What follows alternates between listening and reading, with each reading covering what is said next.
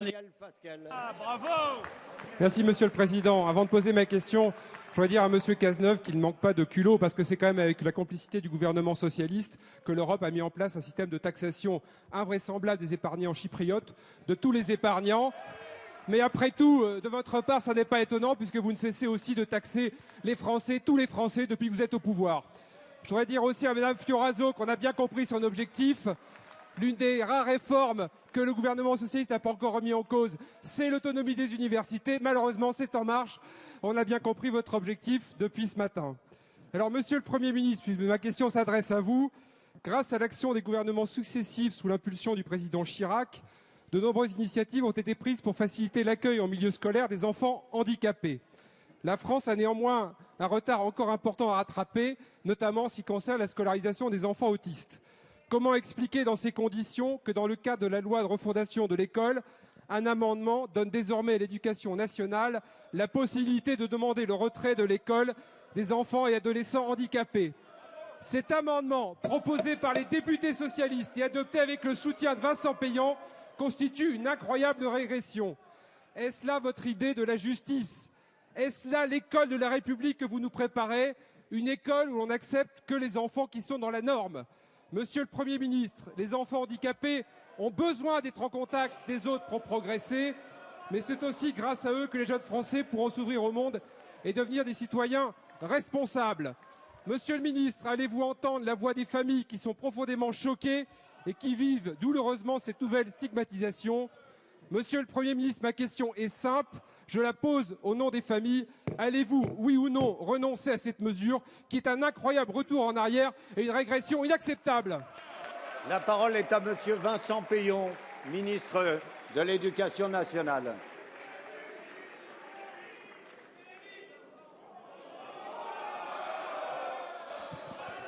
Monsieur le Président, Monsieur le député, je suis très étonné du ton que vous avez adopté pour cette question. Le projet de loi qui a été voté hier par l'Assemblée nationale, dans la continuité de la loi de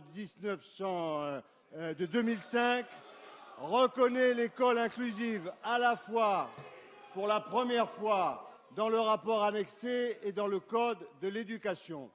Ce gouvernement, dès lors qu'il s'est mis en place, a eu comme première mesure de recruter 1500 auxiliaires de vie scolaire individualisés pour accompagner les enfants en situation de handicap. Lors du débat parlementaire,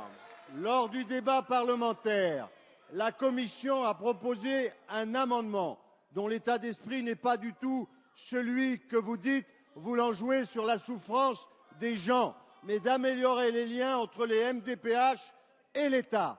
Dès ce matin, ma collègue Marie-Arlette Carlotti, au nom du gouvernement, a fait savoir que, dans la deuxième lecture au Sénat, étant donné l'émotion provoquée, nous allions reformuler cet amendement d'origine parlementaire.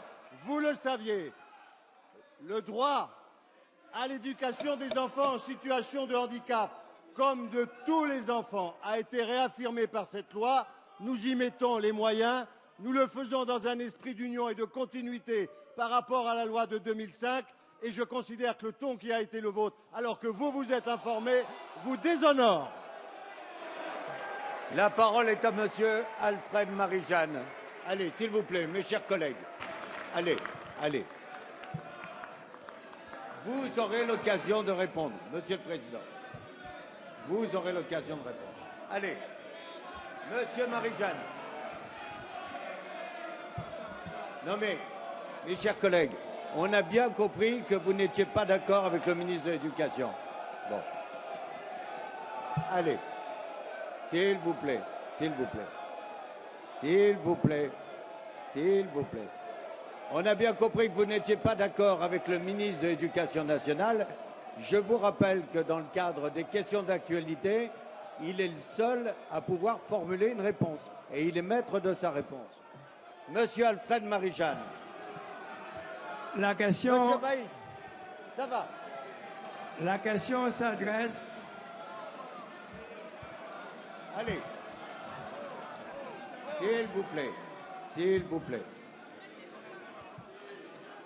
mes chers collègues, s'il vous plaît, on retrouve du calme. Hein. Seul le ministre est responsable de sa réponse. Hein. Bon. Nous n'avons pas. Seul le ministre est responsable du contenu de sa réponse. Allez.